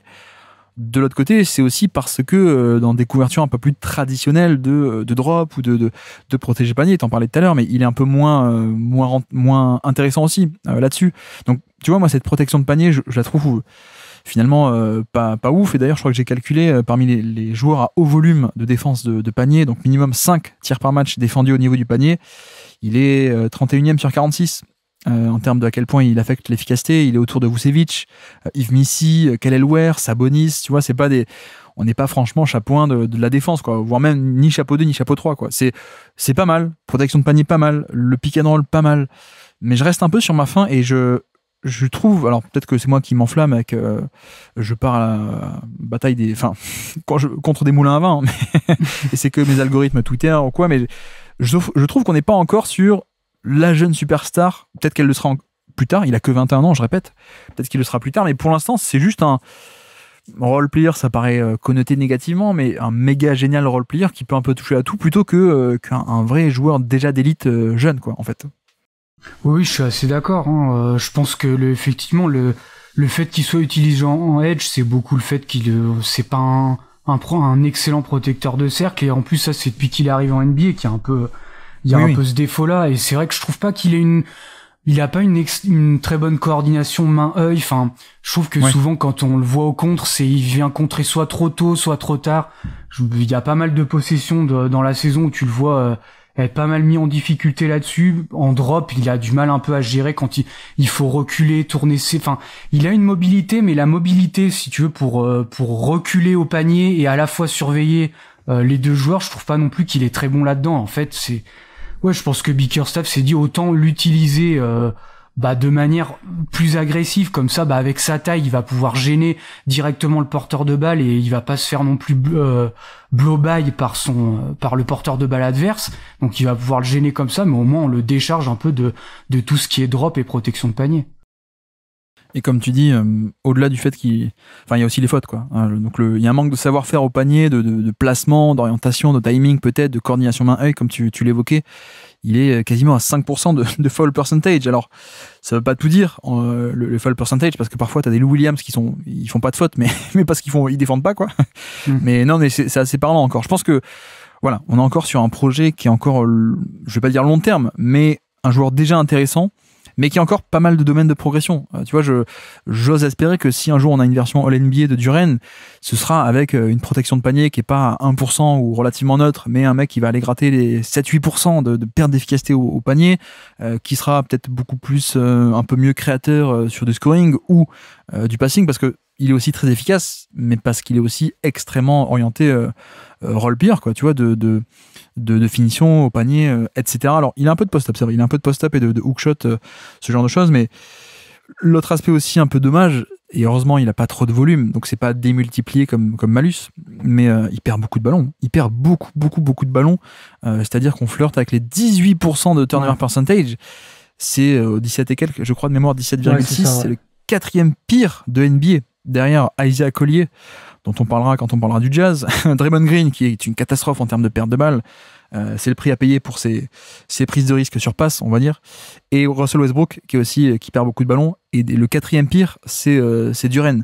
Donc là encore, c'est une autre nuance à mettre par rapport au passing, tu vois, et par rapport à cette qualité de passe et de distribution, c'est qu'il y a aussi beaucoup de déchets.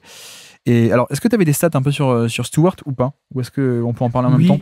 Oui, moi j'avais justement son chiffre de protection de cercle qui pour lui est à moins 10,7. Ah ben voilà, pareil. Exactement. Tu vois, moi je voulais aussi marquer un peu la différence entre Duren et Stewart, qui est effectivement quasiment moins 11, qui est un peu plus élite là-dessus. Mais bon, après le cas de Stewart, c'est aussi, on va dire que c'est un profil théorique qui est hyper intéressant, hein, le mec qui shoot à 3 points et qui défend le panier, et qui défend bien et qui est en plus assez mobile. Un profil qui commence à se concrétiser, on va dire, mais on n'y est pas non plus totalement. Donc j'ai l'impression qu'on a eu, je vais pas dire 2 demi-joueurs, mais une rotation entre 2 joueurs un peu imparfaits qui au final a créé un joueur de très bonne qualité sur 48 minutes pour les Pistons. On peut aussi le modéliser comme ça en un sens. Oui, complètement, ouais. Je pense que c'est pour ça que les deux ont pas eu En fait, finalement, on a eu un peu une bataille, mais qui ont à la fois aidé Détroit entre les deux. Et peut-être qu'après, ils vont peut-être faire un choix entre les deux si jamais il y en a un qui explose d'un coup, puisque ça reste quand même malgré tout des jeunes joueurs, mais c'est vrai qu'on a un peu des qualités différentes chez les deux restent mobiles, mais t'as un bon protecteur de cercle, l'autre qui l'est pas trop. Après, ces chiffres sont quand même je pense à relativiser à Stewart de protection de cercle, parce que c'est pas non plus fait sur un volume énorme. Et c'est peut-être pas autant le cas sur les saisons d'avant. Je vais aller vérifier, il me semble. L'année dernière, j'ai vu qu'il était à moins 12 parce que je me suis posé la question. Après, je ne suis pas allé regarder pour les saisons d'avant, mais tu vois, on n'est pas à 10 tirs défendus par match, on est plutôt à 3-4, quoi. Mais en tout cas, il y a un vrai talent, moi je trouve, sur Stewart. Et ce qui est un peu dommage, c'est que 2025, on a un peu ça qui se confirme, le côté défense du panier. Lui, vraiment, le côté... Alors, il est connu pour vouloir se battre avec tout le monde. C'est un peu... Ok. Mais non, mais il y a un aspect très très solide, très costaud, le torse hyper épais et des bras très longs aussi. Donc, il y a cet aspect qui se concrétise de la théorie du joueur mobile et long et protection de panier. Donc ça, c'est bien. Par contre, on a perdu le truc de l'an passé, c'est-à-dire que l'an passé, en 2024, il fait 38% à 3 points sur 4 par match. On s'est dit, ah tiens, ça commence un peu à se concrétiser, l'idée théorique du grand qui shoot. Cette année, il a totalement abandonné, 32% à 3 points, mais surtout en fait il en tente plus. C'est un peu un mystère pour moi de pourquoi est-ce qu'il a arrêté de shooter cette année, et à peine 53 tentatives sur l'entièreté de la saison, même pas un par match. Donc ça c'est un peu dommage, mais je me dis, l'un dans l'autre, est-ce que si à terme on peut avoir le défenseur de cette année et plus on retrouve un peu le shooter de l'an passé, ou le shooter qu'on espère un peu dans la théorie, qui recommence à tenter ses 3 points et à les mettre, voilà, il a que 4 ans, je crois. Stewart, il est pas si vieux que ça. On sait que les pivots, ça peut arriver à maturation un peu plus vieux. Je vais pas dire que je commence un peu à me chauffer à l'idée et que je suis très chaud, mais bon, ça m'intrigue un peu, quoi, tu vois. C'est passé un peu sous les radars, mais défensivement, c'est quand même pas mal, quoi, Stewart. Et quand on rajoute un peu l'idée du shoot qui a en théorie, quand on rajoute aussi le fait qu'il peut au moins opérer de manière fonctionnelle sur des dribble and-off, c'est aussi la leçon de cette saison, c'est qu'il y a des pertes de balles, mais il peut faire un peu des jeux de main à main un peu basiques. Tu vois, ça m'intrigue. Je commence un peu à me dire, ça peut être intéressant pour un joueur de rotation, alors qu'auparavant, je me disais, depuis 2-3 ans, je me disais, ok, il a des minutes parce que c'est Détroit et que c'est un peu nul. Là, j'arrive à me projeter en disant, ça peut être le deuxième ou troisième big d'une rotation, même d'une équipe très compétitive, en fait. Ouais, c'est clair. Moi, c'est vrai qu'avant, je le voyais peut-être plus comme un joueur gadget, parce que c'est vrai que, en plus, on va dire, il prenait des 3 points, mais j'ai un peu l'impression que c'est aussi les 3 points qu'on lui laissait. C'était pas non plus le joueur qui les prenait parce que c'est dans son profil. Alors peut-être que Détroit, le spacing, je pense aussi, était peut-être autant catastrophique, les saisons d'avant. En plus, il y avait toutes ces histoires de rotation de pivots où ils avaient au moins 3-4 pivots. C'était peut-être le meilleur shooter parmi tout cela. Donc peut-être Détroit l'a un peu plus dit, prends tes shoots, puisque de toute façon on a un mauvais spacing. Mais c'est vrai que si on retrouve un peu ce côté spacer en attaque et la protection de cercle, ça peut devenir très intéressant pour Détroit. On passera au-delà cette année, c'est peut-être moins joueur gadget. Ce qui est dommage, je trouve, il a été blessé en playoff, on n'a pas pu voir. Ça aurait pu être intéressant de voir un peu qu'est-ce que ça aurait pu donner, mais si ça continue en tout cas dans cette progression, ça pourrait être intéressant. Je pense qu'au global, si on cumule Jalen Duren et Stewart, je pense que le pivot créé par les deux, c'est peut-être un pivot calibre top 100, je pense NBA. Pas génial, mais calibre top 100 peut-être. Le truc, c'est que c'est quand même 2 petits minutages pour cette saison. Donc j'ai encore du mal à me dire, ça y est, on est arrivé, on a déjà un rôle majeur, un impact majeur. Si Duren fait ça sur 35 minutes par match l'an prochain, je dirais oui, ok, la polyvalence démultipliée, etc. Mais voilà, c'est quand même intéressant à suivre pour le coup. Donc on verra ça l'an prochain.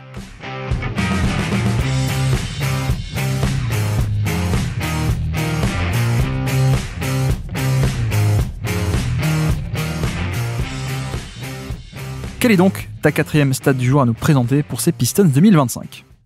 Alors, moi, c'est 2,45. Et en fait, c'est le nombre de dribbles par touche de balle. Et en fait, c'est le nombre de dribbles par touche de balle de Ausar Thompson. En fait, pour donner un nombre d'idées, l'année dernière, il était à 1,72. Donc là, on est passé à 2,45. Et pour donner un autre ordre d'idée, c'est en fait, il est au même niveau que des Jason Tatum, par exemple, des Jimmy Butler. En fait, c'est pour dire que je trouve qu'il a été beaucoup plus utilisé la balle entre les mains. Alors, on n'a pas affaire à un créateur non plus de demi-terrain, mais moi j'ai beaucoup l'image où en fait je pense que c'est une consigne sûrement du coaching staff qui lui a demandé en fait de plus porter la balle, notamment sur de la transition.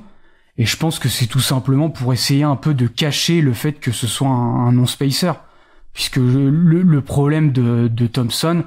Bon, on a affaire je pense à un excellent défenseur, et en plus depuis qu'il est arrivé en NBA, mais je pense qu'il a, comme on disait tout à l'heure, on l'a un peu évoqué, c'est encore un joueur gadget, parce qu'au final, il a pas du tout de shoot à 3 points, et je pense qu'il en aura jamais, tellement il part de très très très très loin. Et je pense que Détroit a essayé de trouver un peu des trucs et astuces, j'ai envie de dire, pour le rendre plus viable et qu'il ait un temps de jeu un peu plus conséquent. Et c'est vrai qu'il a été beaucoup, je trouve, utilisé le ballon entre les mains en transition, comme ça permettait, si lui tu l'as en porteur de balle, finalement, eh bien, tu ressens plus son effet de non-spacing. Oui, et comme on en parlait tout à l'heure, le fait qu'il y ait déjà un autre non-shooter fait que c'est quand même plus compliqué de le faire grandir là-dedans, quoi, pour le coup. Et tu vois, pour te rejoindre un peu sur ta stat, il est à peine à 64% de paniers qui sont assistés, donc créés par autrui. En l'occurrence, un vrai roleplayer, on pourrait aller gratter vers les 80, 85, 90%. Et là, on est vraiment sur un profil. Ok, c'est pas que de l'auto-création, mais tout de même, il y en a un peu, quoi, pour le coup. Et on a vu des séquences en plus. Je sais pas si tu te souviens, le crossover de l'espace qu'il fait sur Tatum, par exemple. Où oui. on voit des flashs comme ça, mais le problème, c'est qu'il manque un peu le pull-up pour que les défenses restent pas 3 mètres trop bas, quoi, pour le laisser venir, le voir venir et mieux le défendre. Mais ça reste quand même un cas assez atypique, je dirais, parce qu'on est peut-être pas loin déjà d'avoir un défenseur d'élite, à mon avis. sur le poste d'aile, très bonne taille, très bon bras, et puis athlétiquement, c'est quand même assez extraordinaire. La question que j'aurais, c'est à quel point est-ce qu'on peut avoir un attaquant viable dans cet aspect de manque total de jump shot, quoi. Et Amen Thompson se fait une place dans ses Rockets, Amen, hein, le jumeau Amen, il est dans les Rockets qui sont aussi qui ont un style de jeu assez atypique pour le coup, et puis lui est aussi bien meilleur passeur, Amen Thompson. Donc ça, il y a c'est plus intéressant de le filer la balle, parce que même s'il n'y a pas le jump shot, il peut quand même créer beaucoup plus. Le passing est quasiment, chapeau. Moi je trouve que le passing d'Amen Thompson est génial. C'est vrai que Ossard, ça a beau être son jumeau, on n'est pas du tout sur le même profil, le même qualité, le même potentiel, même offensif, à mon avis. Et il y a plus la défense, peut-être même plus solide, mais un peu moins en attaque. Donc, la question, c'est comment est-ce que tu fais grandir ce genre de joueurs qui ne sont peut-être pas assez intéressants pour avoir tout le temps la balle entre les mains, mais pour le faire jouer, donc il faut quand même qu'il soit sur le terrain, à côté d'autres créateurs, parce que lui, il ne peut pas être le créateur principal, mais à côté d'autres créateurs, il ne peut pas apporter grand-chose non plus, en off-ball, à moins que ce soit roulé au panier, mais on l'a déjà dit, tu peux avoir deux mecs qui roulent au panier en même temps. Tout ceci est un peu compliqué, et là encore, j'en reviens aussi beaucoup au minutage, mais le fait qu'il joue que 22 minutes par match, pour moi, c'est aussi un signe que pour l'instant, l'attaque est peut-être un peu trop handicapante en l'état, quoi. Bah oui, c'est ça en fait. L'année dernière, il jouait 24 minutes, cette année, il en joue 22. On voit pas un jump sur son temps de jeu, puisque le problème, c'est toutes les limites que t'as dit. On a affaire en fait à un joueur qui a quand même des limites. Et en plus, c'est vrai que j'ai l'impression qu'on compare souvent à son frère, mais c'est vrai que tu regardes même, je trouve, en termes de drive, où Amen Thompson est peut-être plus fluide, a peut-être plus de mouvements, des Eurostep, des choses comme ça. Ossard Thompson est peut-être un peu plus pâteau, c'est peut-être sévère, mais tu vois, il est moins fluide quand même dans son jeu de jambes, en fait, quand il drive. On a l'impression, en fait, de voir un ailier, mais qui est intérieur, en fait, finalement. On n'a pas vraiment l'impression de voir un ailier pur.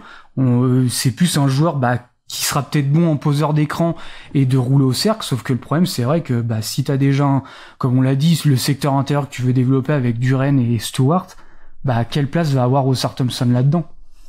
Tu vois, moi, au contraire, si tu le mettais, alors c'est facile à dire, hein, tu le mets dans le Boston 2024, avec Porzingis, avec une raquette espacée, avec du spacing de folie. Pour moi, tu le mets là-dedans, il peut tout à fait atteindre les 30 minutes par match titulaire, et voilà, oui. C'est un peu lui le mec qui va rouler au panier. Porzingis va rester à 3 points. Donc, en fait, je pense qu'il existe sans doute d'autres écosystèmes où son optimisation sera peut-être plus grande, et je dis pas qu'il ne peut pas être titulaire NBA, mais c'est vrai qu'avec les limites qui sont les siennes, j'ai du mal à voir comment, à très court terme, il peut totalement s'épanouir là.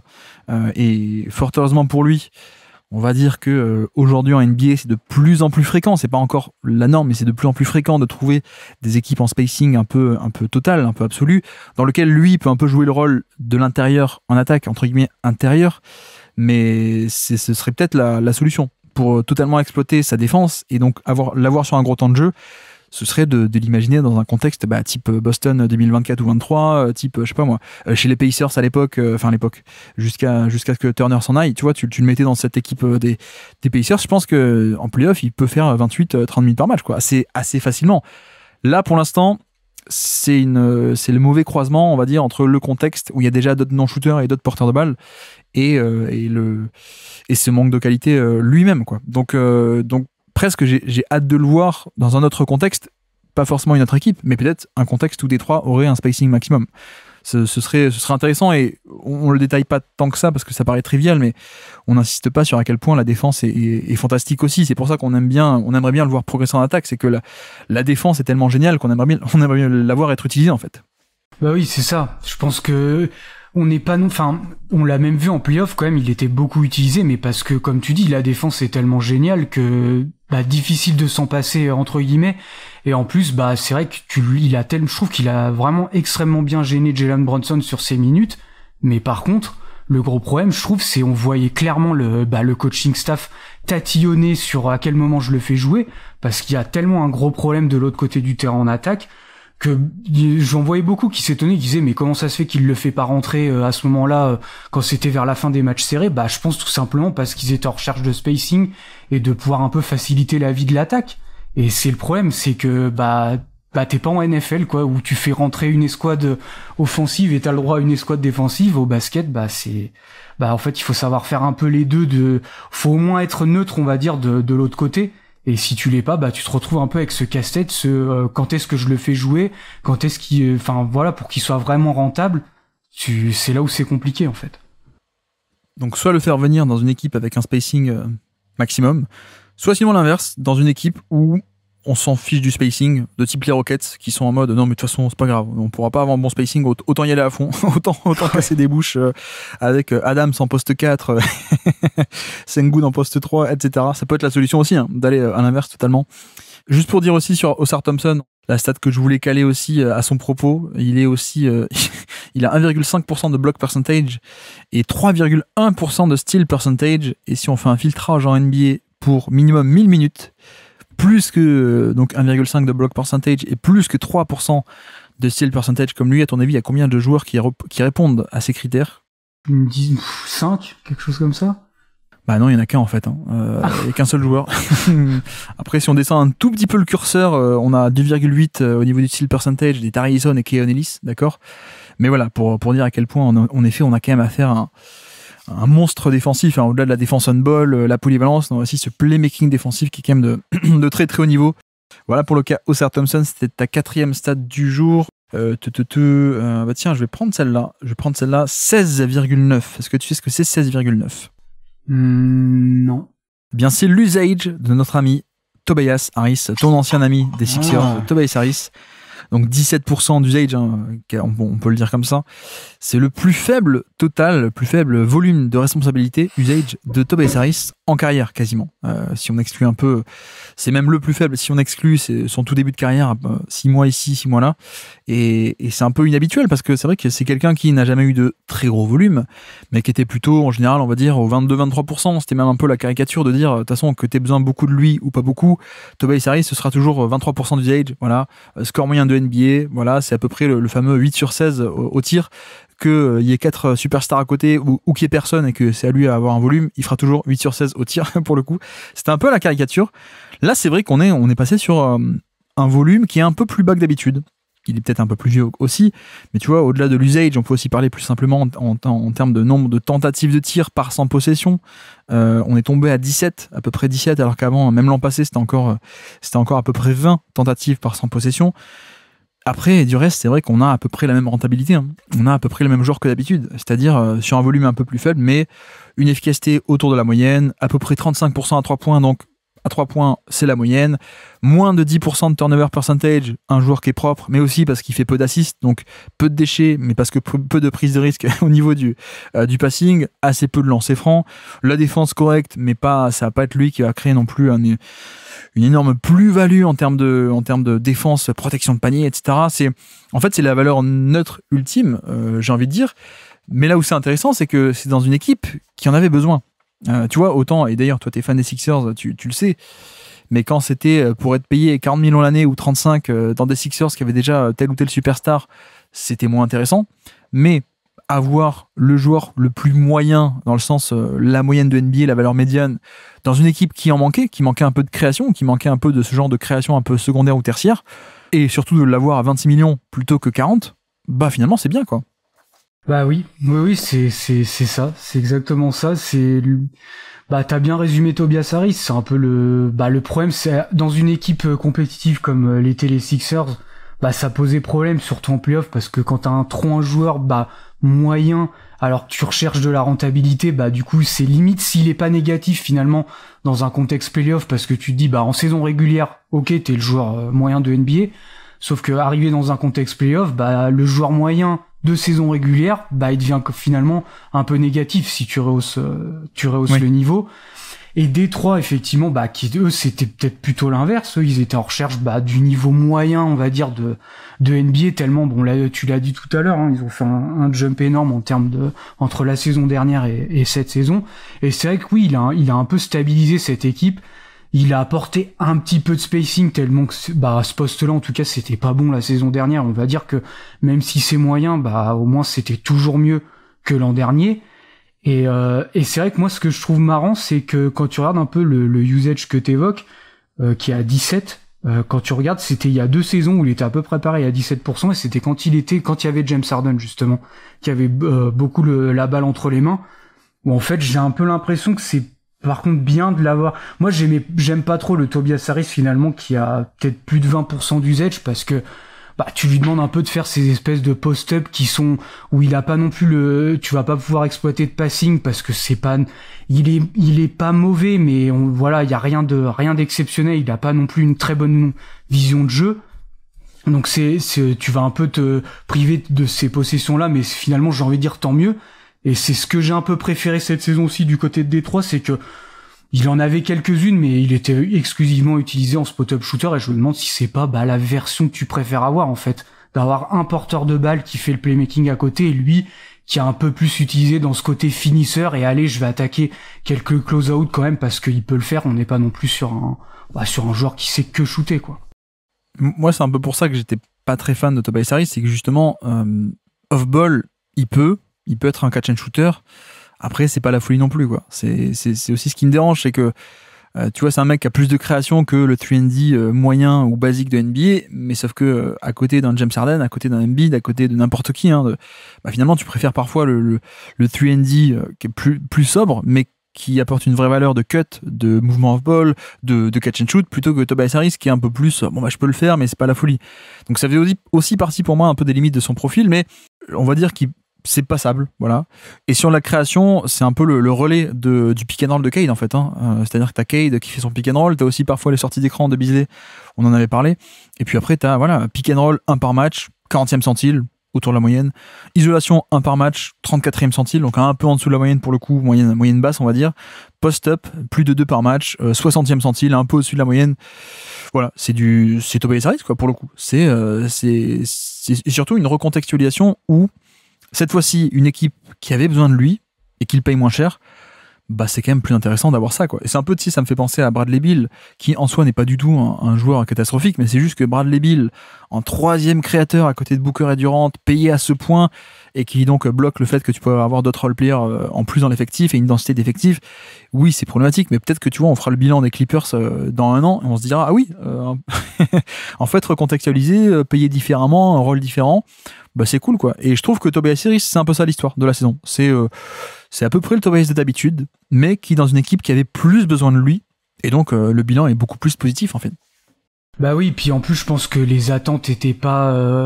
disons que l'objectif de Détroit, c'était pas de faire ils étaient pas contenders, disons. Ils étaient... Non, eux, la qualification en playoff, c'est un peu... Peut-être pas un miracle, mais je pense que personne s'y attendait vraiment. Après, je pense que le problème... Si on évoque un peu la suite, c'est ce qu'on disait en fait tout à l'heure. Il y a un peu un plafond de verre, on a l'impression avec cette équipe, surtout en attaque. Et le truc, c'est que je me dis, si tu veux exploser un peu ce plafond, tu vas un peu taper le plafond de Tobias Harris aussi. Est-ce que finalement, au bout d'un moment, tu vas pas être contraint de devoir les changer si tu veux un peu optimiser cet effectif-là?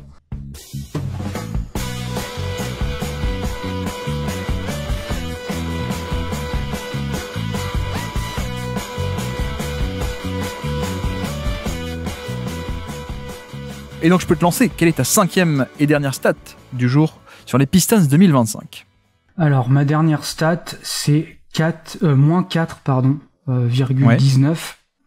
Et en fait c'est un net rating, et en fait c'est le net rating quand alors c'est un with or without you, c'est ce qui permet de savoir combien une équipe performe quand il y a des joueurs ou qu'il n'y a pas des joueurs sur le terrain. Et là en fait c'est quand Cade et Jaden Ivey sont ensemble sur le terrain. Le net rating de cette saison de Détroit est à moins 4,19. Je peux aussi donner l'offensive rating, parce que c'est peut-être ça qu'on a plutôt envie d'évaluer. Ouais, j'allais te demander, ouais. Il est à 115,6. Donc, ce qui est pas très bon, Au final, 115,6. C'est à peu près la moyenne, non? C'est ça? Je crois que c'est un peu en dessous. 115 à peu près, je crois que c'est ça, ouais. Ou un peu en dessous, ouais. Mais en fait, en gros, c'était, l'échantillon est faible, on est qu'à 520 minutes, c'est vraiment pas beaucoup. Mais c'était un peu, on n'a pas évoqué son cas à Jaden Ivey. Et c'est vrai que je me pose des questions un peu sur la viabilité, de la prochaine équipe de Détroit, de la viabilité, en fait, des deux. Ce qui est intéressant, ce que je l'ai un petit peu évoqué, c'est, oui, ça peut être bien, du coup, t'as 2 porteurs de balles, mais t'as quand même 2 porteurs de balles qui ont certaines limites, surtout Jaden Ivey. Moi, c'est quand même un joueur que j'aime bien, mais il a quand même certaines limites. Il a pour le coup, alors contrairement à Cade, il a une bonne explosivité, mais par contre c'est pareil, on n'a pas affaire à un joueur qui est très efficace. Je pense j'ai l'impression qu'on a besoin d'un joueur qui a encore besoin d'être développé. Et le problème, c'est est-ce que Détroit là va pas arriver à un moment où ils ont plus trop envie d'avoir de joueurs à développer, ils vont peut-être vouloir être compétitifs.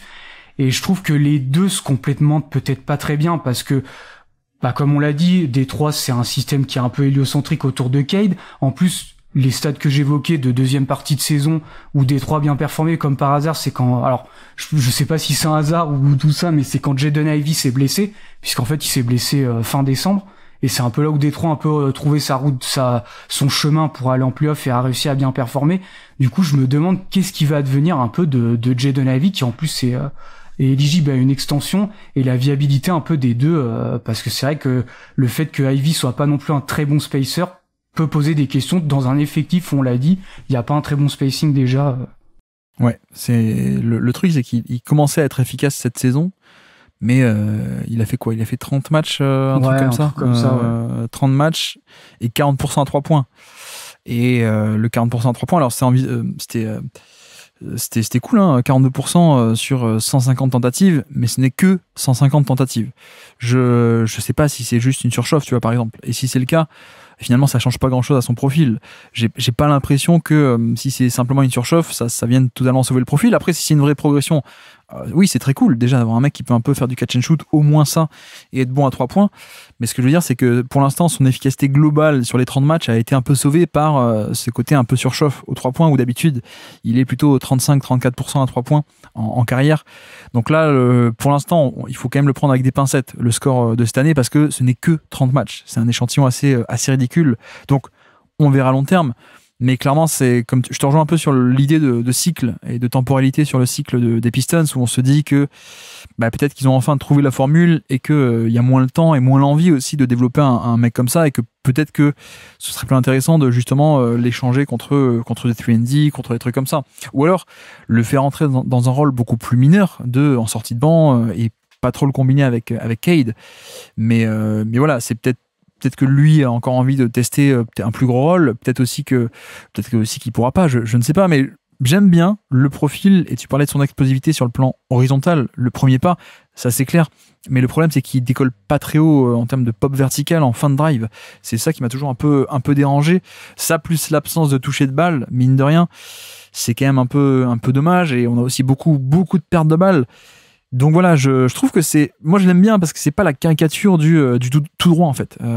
Il a un peu l'image où on dirait que c'est un tout droit, un mec qui est explosif et qui hors de contrôle, etc. C'est pas le cas. C'est pas le cas, et j'aime bien cette petite différence du mec qui peut arriver en fin de drive un peu sous contrôle, qui a un certain footwork, qui fait certaines lectures relativement avancées sur le passing. Là encore, c'est pas un mec poulet sans tête qui fonce dans le tas et il sait pas ressortir. Donc ça j'aime bien, mais force est de constater aussi qu'il y a des imperfections, qu'on n'a pas pu le voir sur cette 3e saison NBA. On verra sur la 4e, est-ce que c'est à Détroit ou est-ce que c'est ailleurs ? Comme tu dis, il va aussi se poser la question maintenant de son contrat, puisqu'il arrive en fin de son contrat rookie 4e année l'été prochain. Mais voilà, j'aurais aimé en parler, mais je crois que toutes les stats qu'on pourrait citer, ce serait un peu à chaque fois dire attention, parce que petit échantillon en fait, c'est un peu l'idée quoi. Ouais, c'est ça. Surtout que c'est vrai moi j'aimais bien son début de saison.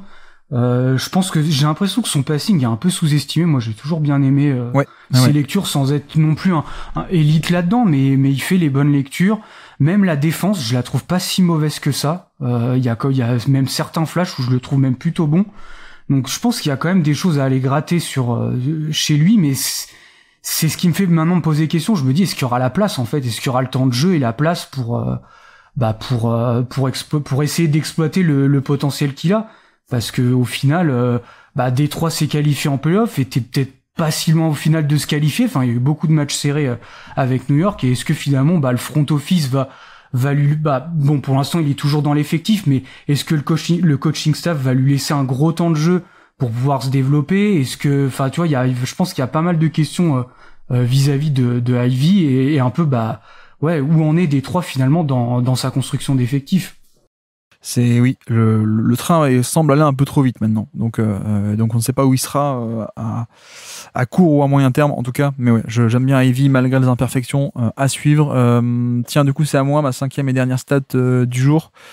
Bon, c'est un peu une stat prétexte pour le coup. Je veux dire 1,18. C'est la productivité, l'efficacité de Ronald Holland sur drive. Il faut savoir que 1,18 points par tir généré sur des tirs en fin de drive, donc lay-up plus lancer franc provoqué, c'est 97e sur à peu près, on va dire, l'intégralité des joueurs NBA, 250. Donc c'est plutôt vers le haut, tu vois, c'est quand même au-dessus de la moyenne qui doit être autour des 1,15, 1,16, je crois, sur des drives. Donc c'est bien. Après, bon, c'est 2 drives par match, donc ça compte pas vraiment. Mais je voulais un peu utiliser ça en prétexte parce que ça m'intrigue un peu ce joueur, qu'un rookie extrêmement jeune. Et je trouve que déjà, je sais pas ce que t'en penses, mais il a quand même pas mal gagné sa place sur le terrain en année numéro 1 en tant que joueur de 19 ans par la défense. Et je suis agréablement surpris parce qu'on me l'avait vendu un peu comme un mec lycéen star, 5e pick en 2024, mais voilà, lycéen star qui était passé, je crois, par la Ignite, il me semble, ou par un parcours pas la NCAA en tout cas. Un peu le côté voilà talent pur, mais pas forcément hyper développé. Le côté intelligence de jeu, le côté parfois même sélection de tir, etc. J'avais un peu cette image caricaturale, peut-être. Mais donc, première victoire, c'est le voir finalement gagner sa place par la défense. Ça m'a beaucoup plu, parce que toutes les stars de lycée ne se mettent pas au diapason sur la défense. Hein. Même certains, même à 25 ans, c'est pas le cas. Donc lui, le fait qu'il gagne sa place comme ça un peu, c'est bien, j'aime bien. Plus donc cette idée de, mine de rien, ça reste un lycéen un peu star. Et ça reste aussi un mec qui a du talent pur de création. Donc c'est pour ça que j'ai un peu parlé du drive, même si c'est pas très pertinent comme stat, mais c'est pour un peu parler de sa création, en fait, création offensive. Je pense qu'en effet, il y a pas trop l'aspect création collective de passing, de pick and roll, etc. On est d'accord. Mais il a que 20 ans, il vient de fêter ses 20 ans, je crois début juillet, là, à peine. Je suis assez intrigué parce qu'on a déjà un joueur intéressant de rotation. Et maintenant, il reste à voir à quel point est-ce que ce potentiel de 5e pick en 2024 peut se concrétiser et ce talent pur peut devenir des vrais skills de NBA, en fait. Ouais, c'est marrant parce qu'en plus, quand je préparais le podcast, je cherchais une stat sur Ron Holland, mais j'ai pas réussi à en trouver une qui voulait un peu appuyer mon propos, mais j'étais passé à côté de son efficacité. Sur ça, je pense que quand j'ai vu le volume, j'ai pas voulu la retenir, mais c'est intéressant que t'aies pris cette stat parce que je trouve surtout en deuxième partie de saison, moi aussi il m'intrigue ce joueur. J'ai vu des flashs sur drive qui m'ont bien plu et j'ai l'impression qu'il y a des choses à faire avec lui, en tout cas là-dessus en attaque. Alors après, pour l'instant, c'est sûr qu'on est sur un joueur qui est pas efficace, hein. On est à 1,09 points par tir, mais comme t'as dit, c'est un très jeune joueur et c'est vrai que la défense j'aime beaucoup, donc je me dis que si on a un joueur qui peut augmenter son volume de drive et qui a toujours cette bonne défense, on peut avoir peut-être un joueur intéressant. Alors après, se posera encore la question du spacing avec cette équipe de Détroit, c'est peut-être un peu toujours le problème, mais ouais, pareil, je suis un peu intrigué par ce joueur qui a été drafté haut, je crois, hein, il me semble que c'est un top 5 de draft, ouais, c'est ça, ouais. Effectivement. Après, je pense que il a pas shooté bien cette année à 3 points, mais il me semble, d'après les scouting reports de l'époque, que c'est quand même on a un peu espoir qu'il y ait un shoot, en tout cas, au moins un minimum. Et c'est vrai que déjà, si ça c'est là, un simple catch and shoot, déjà t'as un joueur qui est viable en tant que 3&D. Et puis après, il y aura le step d'après, de à quel point est-ce qu'il peut pas un peu développer ce côté création pure, quoi. Et je pense que c'est le cas. Quand tu te fais drafter aussi haut, ça veut pas dire que ça va venir, mais que tu as les outils. On parle d'un mec qui est quand même assez longiligne, assez explosif, je trouve. Balle en main, il y a des flashs comme on dit, de drive et de dribble et de pénétration jusqu'au panier. Donc ouais, le scouting report est quand même très intriguant. Mais surtout, voilà, le rôle très mineur offensivement en 2025. Mais je trouvais que dans le bilan 2025 des Pistons, il fallait quand même le citer parce que se faire sa place à 19 ans, dans un rôle plutôt défensif pour un mec qui sort de la Ignite, qui a plutôt réputation pour être les talents purs un peu tête brûlée, je trouvais ça bien. Je trouve que c'est une des satisfactions aussi de la saison, l'émergence déjà d'un Ron Holland dans cet effectif compétitif. Et puis, je peux aussi en parler d'un autre, je ne sais pas ce que tu penses de lui, Marcus Sasser, qui est là depuis 2-3 ans, je crois, Marcus Sasser chez les Pistons, qui avait fait une première année 2024, saison rookie. On avait plutôt vu l'aspect un peu de créateur de pull-up, un peu sorti de banc, un peu de punch au scoring, etc. 37% à 3 points en tant que rookie, un peu de balle en main, quelques pick and roll. C'était très plaisant. Cette année, ce qui m'a marqué, c'est également la défense, en fait. J'ai des souvenirs de matchs plutôt très cool, alors qu'au contraire, Rookie, c'était pas le cas. Rookie, c'était plutôt le mec de pull-up, mais qui se défonce pas trop en défense. Là, j'ai quand même de bons souvenirs et de très bons passages de défense au point d'attaque. Alors, limité, parce que physiquement, il est assez limité. Il va pas pouvoir switcher sur des postes 3-4, on est d'accord. Il fait 6-2 de taille, mais je trouve que c'était une bonne défense, une bonne saison défensive pour Marcus Sasser, qui, je pense, est drafté un peu plus vieux. Lui aussi, il a déjà 24 ans, je crois. Il va faire 25 en septembre. Donc, drafté plus vieux, parce que plus grand parcours aussi à la fac. Donc, c'est un peu plus, tu sais, le bagage du mec qui est un créateur au niveau inférieur. Et la création soit se transpose, mais sur un rôle mineur, soit se transpose pas, quoi. Ça va être un peu le 6e homme offensivement. Mais je dois dire que si la défense est au rendez-vous, peut-être on pourrait même le transformer en espèce de 3&D, quoi, au final. Parce que le shoot, je pense qu'il sera là. 82% d'indicateurs lancés francs à la fac. On a aussi 37% sur 4 années de fac à 3 points. Le 3 points aussi en NBA est encore là à 37% depuis 2 saisons et à peu près 400 tentatives. Donc ça commence à être pas mal. Et si en plus on a un peu de défense sympathique au point d'attaque, je pense que ouais, ça peut être un vrai joueur de rotation plutôt que rien du tout. Je parle pas d'être un All-Star ou être un titulaire NBA, mais c'est potentiellement un joueur qui a été créé un peu de nulle part, quoi, pour le coup, qui est du premier tour, mais un vrai joueur de rotation qui arrive un peu à créer les Pistons, quoi. Oui, c'est vrai que moi aussi j'ai bien aimé sa navigation d'écran. Je crois que j'ai fait plusieurs clips là-dessus quand j'ai fait des vidéos. C'est vrai que ouais, il est intéressant, assez mobile et effectivement le 3 points a toujours été intéressant chez lui. En plus, il y a eu un vrai jump au niveau, je vois, de son efficacité où il était vraiment inefficace en fait en première année où il était à 1,04 et là il est passé à 1,14. Et c'est vrai que oui, si on peut avoir un joueur intéressant, en plus pour l'année prochaine ils ont pas re-signé Schroeder. Ça peut faire un joueur de rotation dans le rôle d'un 6e homme, par exemple, en play-off. On le sait, s'il a le côté défense et puis qu'il a le côté un peu 3 points qui manque un peu à cette équipe de Détroit, il pourra avoir sa place, ouais, clairement. Et puis tu vois, lui, son prénom c'est Marcus, mais toi, ton prénom c'est Matt, c'est juste. Voilà, on l'a fait, on s'en est débarrassé, il faut la faire chaque année. Marcus Sasser, tout à fait. Je crois qu'on arrive au bout, on a fait nos 5 stats chacun. Est-ce que tu as d'autres stats sous la main en bonus, ou est-ce qu'il y a d'autres joueurs ou d'autres thématiques que tu vas aborder sur ces Pistons 2025 ? Écoute, non, je regarde, mais je crois qu'on a fait le tour. J'avais Isaiah Stewart, du coup on l'a évoqué tout à l'heure, c'était ma stat bonus. Mais du coup, non, ouais. Moi j'ai fait le tour de mes stats, ouais. On n'a pas parlé de Tim Hardaway Jr. Parce qu'il y avait rien de notable. Ouais. On a parlé un peu sur les dribble and off, cela dit, c'est vrai. Oui. Mais tu vois, il fait partie un peu comme Malik Beasley. Hein. On n'a pas trop parlé de Beasley d'ailleurs, je me rends compte. Alors Beasley, je crois qu'il y avait j'ai oublié de la noter, mais il me semble je crois que en termes de volume à 3 points et d'efficacité, il était premier de NBA. Je sais plus où j'avais vu cette stat-là. Genre le taux par 100 possessions ou un truc comme ça, quoi. C'est ça. Ouais. En fait, oui, c'est pour dire un peu rapidement, c'est vrai qu'on a eu affaire à une excellente saison à 3 points de Beasley, mais ce que j'ai bien aimé, c'est ce que je disais tout à l'heure un peu, j'ai l'impression qu'à Milwaukee, il était plutôt utilisé en simple spot-up shooter. Et vraiment, là, je trouve, on l'utilisait un peu plus en création, entre guillemets, c'est-à-dire, les sorties d'écran, et les jeux de dribble and off, on l'utilisait plus en fait sur pas que dans les corners. À Milwaukee, j'ai l'impression qu'on le plaçait plutôt dans les corners. Là, on l'utilisait plutôt au-delà de la ligne à 3 points, mais si on enlève les corners en fait. Et en fait, c'est vrai que Bickerstaff l'utilisait pas mal tu sentais que c'était un peu le plan de jeu en fait, comme t'as dit, quand il y avait plus les pick and roll de Cade, les dribble and off de Cade, c'était un peu l'option 2 entre guillemets de création. Quand on avait plus ces pick and roll là, c'était lui un peu qui venait en relais, et puis on créait aussi avec lui. Il y avait aussi les combinaisons sur par exemple des Spain pick and roll, mais il était pas mal utilisé dans du shoot en mouvement en fait. C'est ça que j'ai trouvé intéressant cette année. L'an passé, Malik Beasley, c'était 0,7 possessions par match en end-off. Je suis pas allé voir pour les sorties d'écran. Cette année, c'est plus de 2 pour les end-off par match. Donc déjà, il y a une différence. Et ce qui est bizarre, parce que j'allais dire, c'est pas surprenant que Doc Rivers utilise un peu mal les joueurs, pour le coup, pour la blague, hein, parce que voilà. Mais non, mais en plus, c'est étonnant parce que Doc Rivers aime bien avoir ce profil. Il aime bien avoir toujours son petit Ray Allen, son petit JJ Redick. Là, il a trouvé AJ Green. Donc, c'est étonnant qu'il l'ait pas utilisé Malik Beasley un peu comme ça, mais tant mieux que Bickerstaff l'ait fait.